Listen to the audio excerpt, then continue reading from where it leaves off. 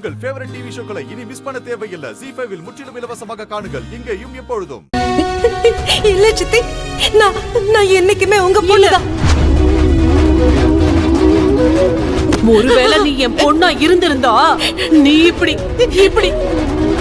இப்படி பண்ணியே இதை என்னைக்கு பண்ணிருக்க மாட்டேன்.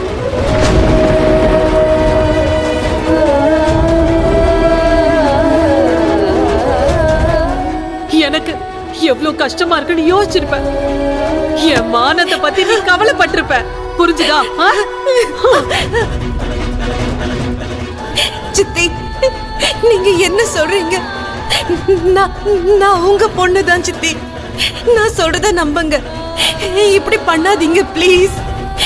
நீங்க இவங்க பேச்ச கேட்காதீங்க. என்ன நம்புங்க. முடியாது. நீ என்னோட பொண்ணு இல்ல.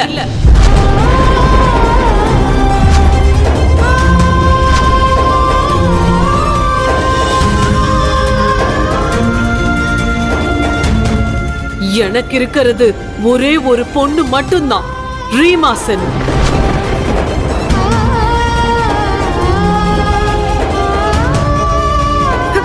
சித்தி, நீங்க என்ன பேசுறீங்க? இதெல்லாம் சரியில்லை. நீங்க முதல்ல என்ன நடந்துச்சுன்னு விசாரிங்க. தயவு செஞ்சு என்ன நம்ப. வரைக்கும் உன்னதான நம்பிட்டு இருந்தேன். என்னைக்கு பேப்பர்ல உங்க 2 பேருடைய போட்டோ வந்ததோ அப்ப கூட நான் உன்னை நம்பினேன். இவனை ரிலீஸ் பண்றதுக்கு நீ ஜெயிலுக்கு போன பாரு, அப்ப நான் உனக்கு சப்போர்ட் பண்ண, உன்னை நம்பினேன். இந்த பொண்ணை இப்பவே அரெஸ்ட் பண்ணுங்க. நில்லுங்க.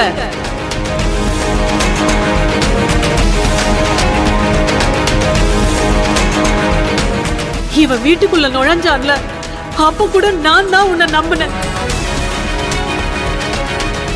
ஆனா இன்னைக்கு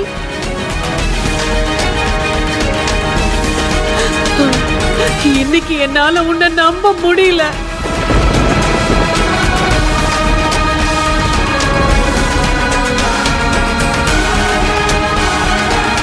இன்னைக்கு இவனோட உன்னை அந்த நிலைமையில பார்த்ததும் இல்ல, இனிமே சக்தி யாரு சொன்னாலும் இனிமேல் உன்னை என்னால நம்பவே முடியாது. இனிமேல் என்னால உன்னையும் நம்ப முடியாது, இந்த உறவையும் நம்ப முடியாது.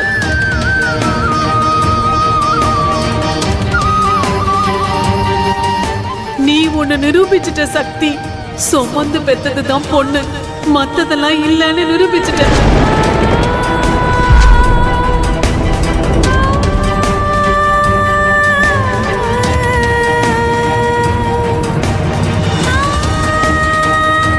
நான் ரொம்ப கஷ்டப்பட்டு என் குடும்ப கௌரவத்தை காப்பாத்திக்கிட்டு இருக்கேன். யாராலையும் என்கிட்ட சொல்ல முடியாது, இவ உங்க பொண்ணு இல்ல, இவ உங்க ரத்தம் இல்லன்னு. நான் உன்னை ரொம்ப கஷ்டப்பட்டு நம்பிக்கையோட வளர்த்த, அத உடைச்சிட்டியே. உடைச்சிட்ட சக்தி, நம்ம குடும்ப கௌரவத்தையே கலைச்சிட்ட.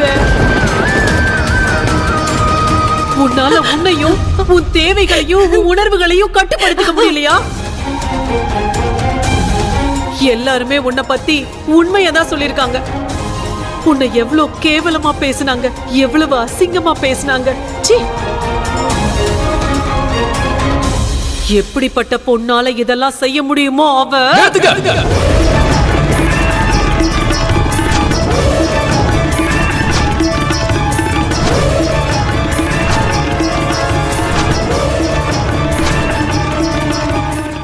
போதும். நீங்க என்ன சொன்னீங்க? நான் உங்களுக்கு ஒண்ணு சொல்லட்டுமா?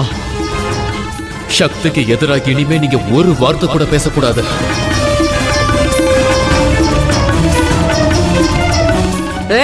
அதான் போதும் சொல்றல.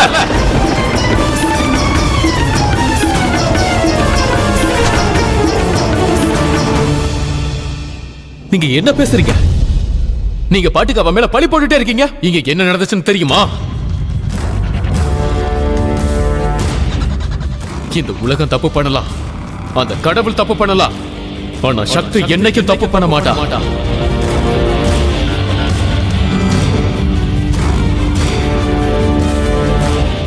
இங்க பாரு, இப்ப நான் சொல்றத கேளுங்க. நீங்க என்ன பேசுறீங்கன்னு தெரிஞ்சுதான் பேசுறீங்களா? உண்மை என்னன்னே தெரியாம எப்படி நீங்க ஒருத்தர் மேல பழி போடலாம்? சரி நீ சொல்லு, என்ன உண்மை சொல்லு.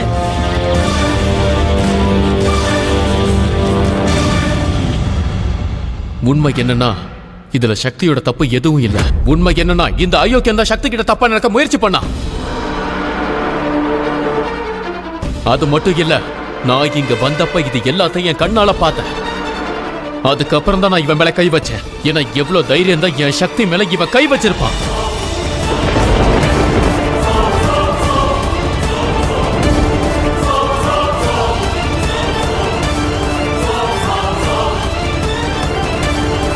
தப்பு பண்ணது அவங்க இல்ல நான் தானு இந்த கிழவியவன் கன்வின்ஸ் பண்ணிட போறான். அப்படி நடந்தா எல்லாமே வீணா போயிடும்.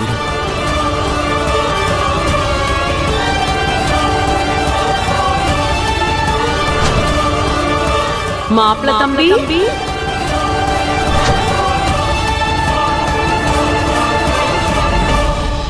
இல்ல இல்ல, நீ இவனை எதுக்காக அடிச்ச தெரியுமா? ஏன்னா நீ செய்யறதெல்லாம் இவன் வந்து தடுத்துட்டான்ல.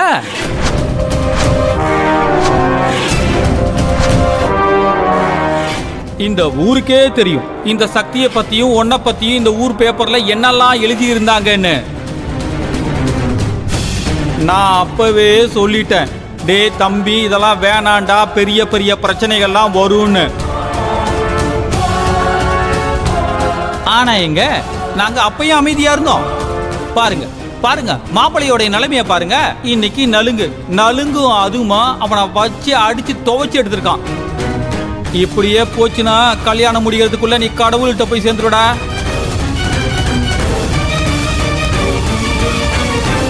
அதனாலதான் சொல்றேன், இந்த சம்பந்தம் வேண்டாம்.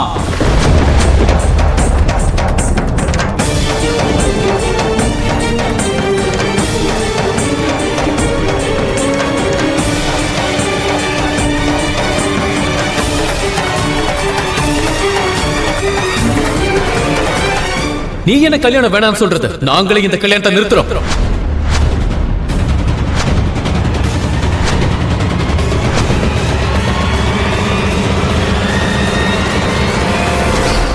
சக்தியோட அக்கா இந்த அயோக்கியனை கல்யாணம் பண்ணிக்க மாட்டா. ஏய்,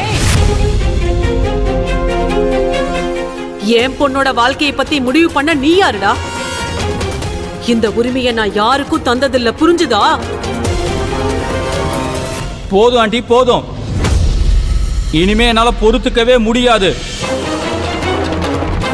வருங்கால மாப்பிளைய மிருகத்தை விட கேவலமா அவன் அடிச்சிருக்கான். ஆனா இன்னும் அவங்கிட்ட நீங்க பேசிக்கிட்டு இருக்கீங்க.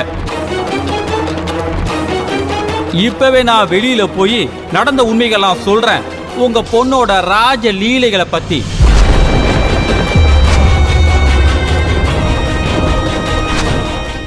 ஜீ5 ஆப்பை டவுன்லோட் செய்து அனைத்து எபிசோடுகளையும் இலவசமாக பாருங்க.